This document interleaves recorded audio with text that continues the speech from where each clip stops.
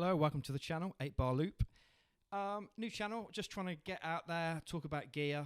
I've made music for probably 25 years. I was a DJ back in the 90s, so I've dipped in and out of Akai products. I bought an MPC 2000 XL from New. I've also owned Ableton, Reason, anything else that's come through in the last 20 years. I'm not a serious musician. It's a hobby. I don't expect to be hearing my tunes on the radio, but you know, I'm like everybody else out there. I just enjoy doing stuff, and that's why I've called my channel 8-Bar Loop, is because I have literally got thousands and thousands and thousands of songs called 8-Bar Loop, because that's all they are, is 8-bar loops. Nothing's ever finished. It's just ideas jotted down. I never really get around to do anything else with them. But for me, it's a hobby. Yeah, buying gear is a hobby. It's fun seeing what's coming out new, looking for new bits of gear that are going to excite me or perhaps change my workflow a little bit. And I think that's an important thing to talk about as well going forward with some other videos that I want to do, is about the workflow on some of these machines and compare them as well. You know, what you've got an MPC One Plus, is the Live 2 better, or is the 4 something you might want to look at? You know, so that's what I want to be heading down the road with, talking about different machines and what they can do for you, and if they're worth the money, and the kind of things that you can expect from them when you buy them. So yeah, this video we're going to be looking at the Akai Professional MPC One Plus. It's just been dropped. It's a great cracking machine. They've dropped it in red. It's got a few updates inside the box as well, which could have been really on the original one, but they've decided that they probably need to do that now to keep up to date with everything else that's going on in Akai. So yeah, we're just going to have a look at it, see what it's all about, and go from there, really. Okay.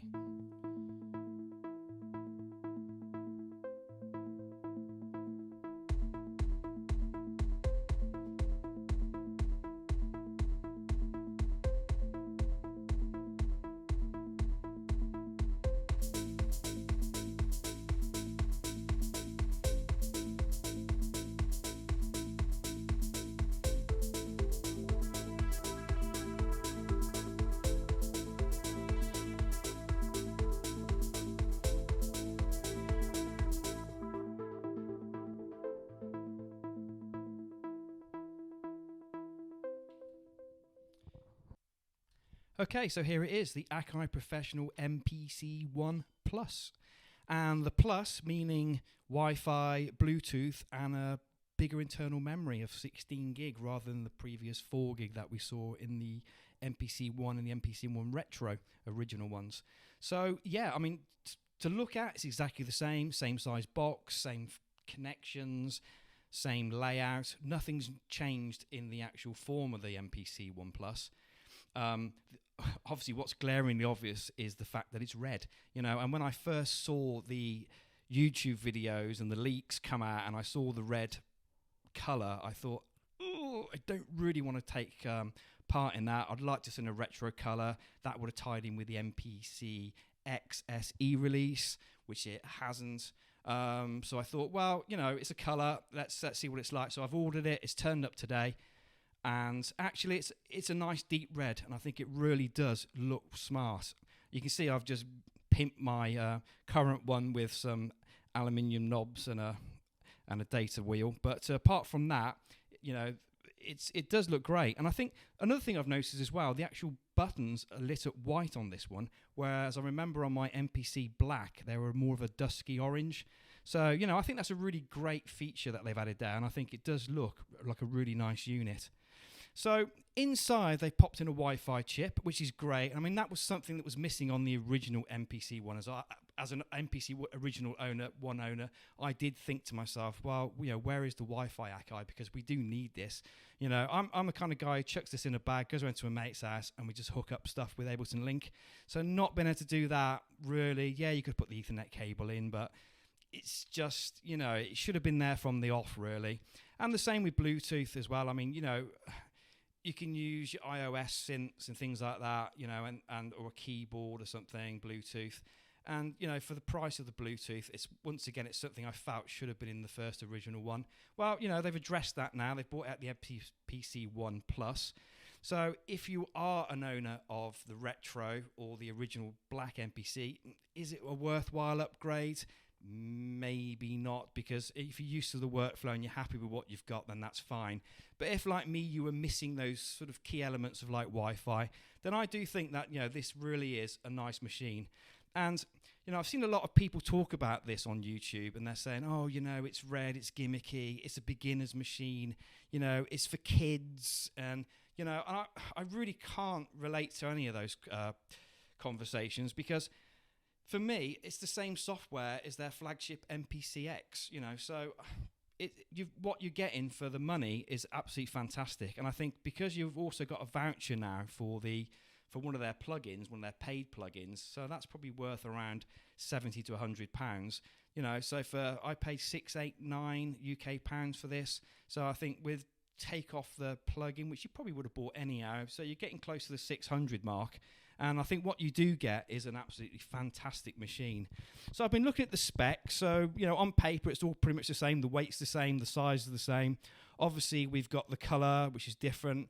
We've got the buttons, which are white now. We've got the Wi-Fi chip inside, the Bluetooth. They've ditched the Ethernet port on the back. It's kind of a tacky plate over at the back, because you can see where it went before. And to be honest, that was a little bit of a missed opportunity, because Dave from Akai, who could have said, oh, actually, guys, you know, what we're going to do with this blank spot? And I think I personally would have said to him, well, do you know what? Why don't you drop in a couple of USB ports in there, like a double USB port 3, because that would have really opened up a lot more possibilities and connectivity options with the MPC One Plus. So that's a missed opportunity. A thing to note, and I think it is quite important, is the power. Now, I know a lot of guys out there are connecting these up to battery power banks because we haven't got the battery in this one, which is what a lot of people do ask about. And this one is actually running at 12 volts, 3 amp. So it's a completely different power pack. So if you guys have got those ripcord ones at 19 volt, be careful. You don't want to be plugging it into this machine. So 12 volt, 3 amp. I don't know what that means, whether it's a different processor. So I thought, well, I hadn't heard anything about the process. So I've been online. I've looked up the previous MPC ones, and they're coming up as quad-core ARM processors. Okay, fair enough. And that's for the retro as well. And then on this one, they've called it a multi-core ARM processor. So I don't know if that's going to be different. I don't know if the voltage is the same on the same core. I don't know whether that's any meaning to that at all. But, you know, from my point of view, there's something a little bit different about this. And it also feels a little bit snappier. I mean, I remember when I got my original MPC One, you type in a track name or something like that, and you look like a 3-year-old on an iPad. It's like duh, duh, duh. It's very unresponsive. Where I'll be honest, the touchscreen on this is sharp. It's quick. You know, the keypad works really quick on it. So there definitely does seem to be something inside of this making it run a bit quicker. So RAM's the same at 2 gig, and that's the same as the other MPC ones. A bit disappointing. I don't know how much the extra 2 gig of RAM is going to cost the manufacturer. It's something I would have liked to have seen a 4 gig, just so I'm buying something that's got a bit of longevity going forward with product releases and software updates from Akai. I think you might have had a few whinges then from the MPC Live 2 gang saying, hang on, we've got a really top model piece of kit here and we've only got 2 gig of RAM in it. So I kind of get they probably didn't want to upset too many people, but hey, Akai, it's not... You just got to move forward with things. If you bought something new out like this, then yeah, I think a quick update like that would have been a good thing. So, and another thing about the MPC One as well is the headphone jack. I really would like to have seen a better headphone jack. The old one, even now this new one, it just feels a little bit loose inside. I know I had sort of issues with my first one with sort of connectivity with it. So I think that would have been a worthwhile upgrade as well. So, you know, a little bit of extra RAM. I think just the headphone jack, maybe a 6.3 would have been better, something a bit more tougher like that's on the Force. I don't know, but that's just my thoughts. But, I mean, it works perfectly fine out the box as it is, really.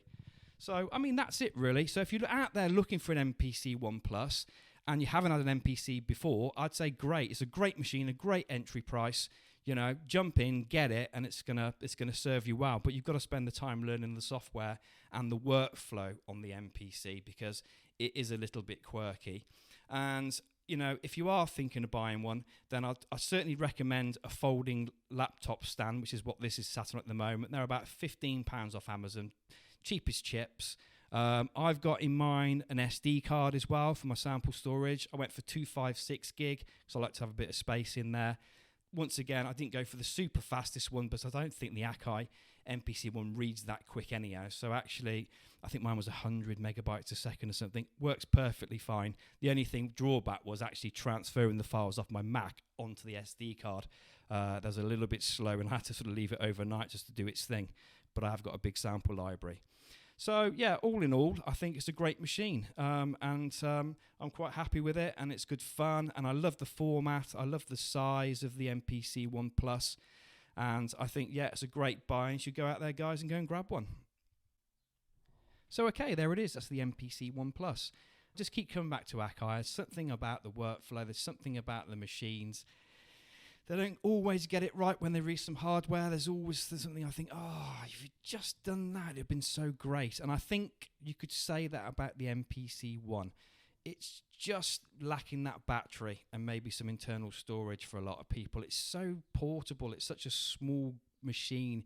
You can throw it in a backpack. I mean, I had the Live 2. I've had 2 Live 2s, actually. And they were heavy bricks, with the speakers and just the expanse of everything on them. They were just felt heavy and big. So I think, if I was at Akai now and I was looking at the MPC One range, I'd be saying to myself, right, let's take a leaf out of Ableton's book here and let's make these a little bit upgradable. I mean, let's face it, Ableton aren't new. I mean, they're getting all the hype at the moment, but they're not the first people to make things upgradable. Akai were doing this 20 years ago. I remember I bought my 2000 XL, and I was looking at the shop and thinking, yeah, can I afford the effects board on it? Can I afford those extra ins and outs at the back? Zip drive or floppy disk? Oh, that's a tricky one as well. That's more money. So they've done it already. So let's go back to those days, Akai, and let's start seeing more hardware coming through where it is upgradable. So I know you're looking at this as a marketing point of view and saying, well, we need an entry point MPC, and and the MPC One obviously is the one to do that with. But I still think it could be an entry point MPC with upgradability further down the line. And I think you should look at the form factor. Let's make it a little bit thinner. Let's put a volume knob on the top. How about some kind of mic input and a couple of USB ports on the back? It's not much. We're just talking small wins here, and I think then you might have the product that's going to take you forward and keep the competition at bay in this standalone market, which actually is heating up at the moment. And I just think, competition is good. It's good to see that these people are doing standalone bits of kit now and getting people away from computers.